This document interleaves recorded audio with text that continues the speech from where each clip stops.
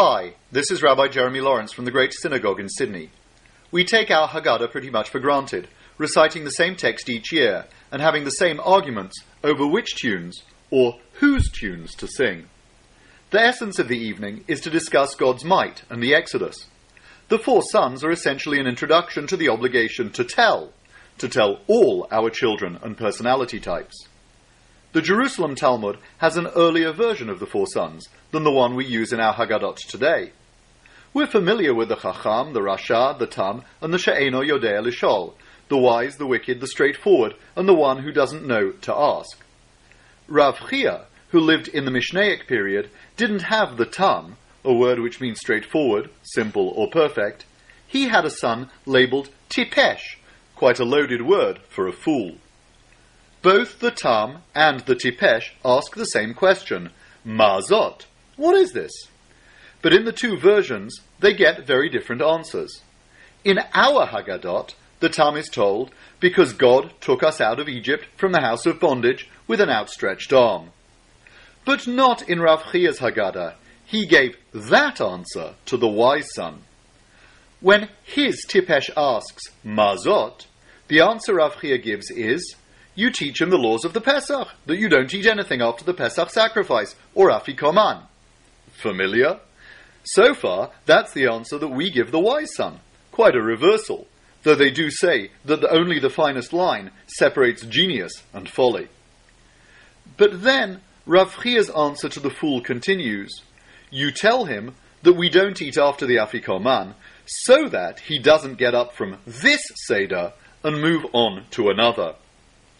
Apart from the fact that a Seder crawl would make a late night even later, Rav Chiyya is sending a message.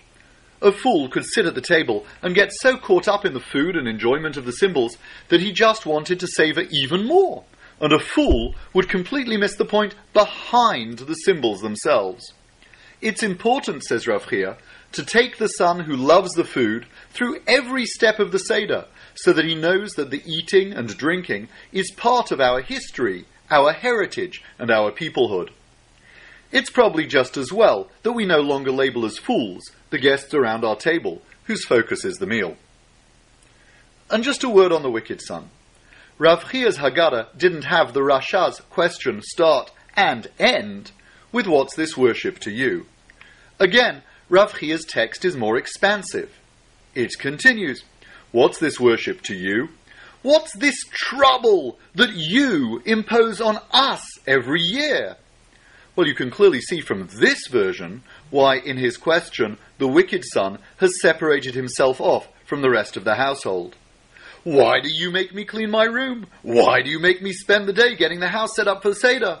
Why do you drag out the meal so that a celebration feels like an imposition?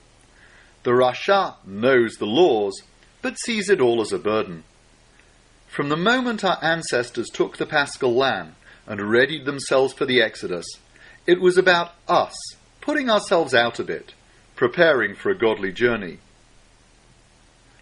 Though we should put ourselves out for Pesach, and see it as a departure from our normal chores, I hope we all share in it as a labour of love, and do not feel it as an imposition.